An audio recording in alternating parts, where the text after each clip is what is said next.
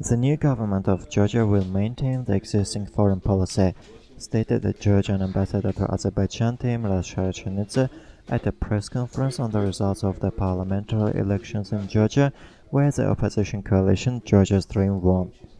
Its leader Ivanishvili is in charge of the new government. It is for the first time that post-Soviet Georgia undergoes a peaceful change of government, said the ambassador.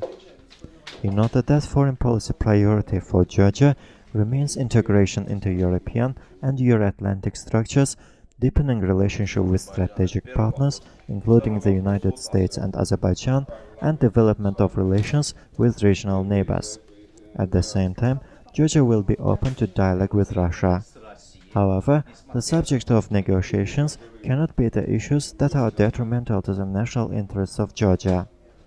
3 Russian embassies cannot operate in Georgia, said Sharachanidze, indicating that Georgia would not accept the independence of the South Ossetia and Abkhazia, which once were part of the country.